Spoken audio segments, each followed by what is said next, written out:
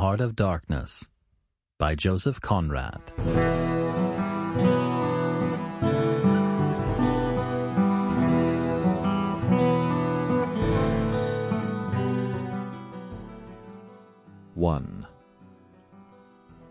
The Nelly, a cruising yawl, swung to her anchor without a flutter of the sails, and was at rest.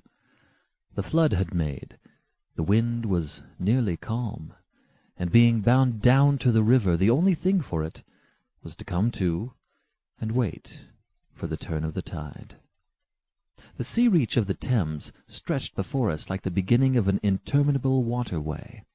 In the offing, the sea and the sky were welded together without a joint, and in the luminous space the tan sails of the barges, drifting up with the tide, seemed to stand still in red clusters of canvas, sharply peaked, with gleams of varnished sprits.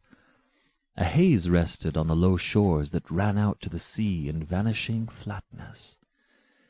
The air was dark above Gravesend, and farther back still seemed condensed into a mournful gloom, brooding motionless over the biggest and the greatest town on earth.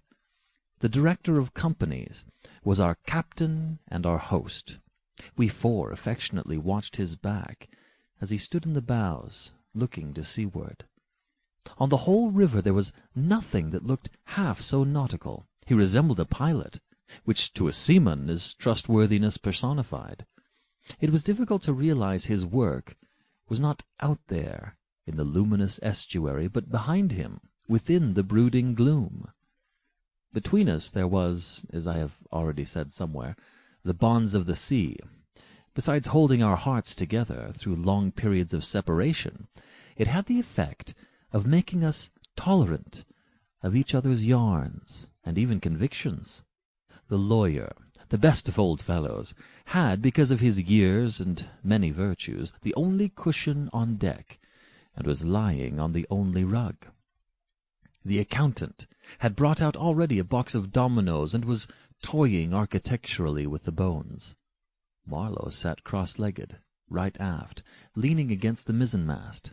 He had sunken cheeks, a yellow complexion, a straight back, an ascetic aspect, and, with his arms dropped, the palms of his hands outwards, resembled an idol.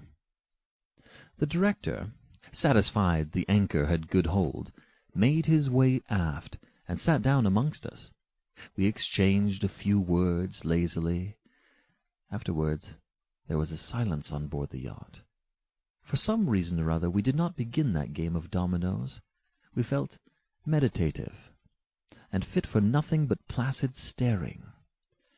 The day was ending in a serenity of still and exquisite brilliance. The water shone pacifically. The sky without a speck was a benign immensity of unstained light.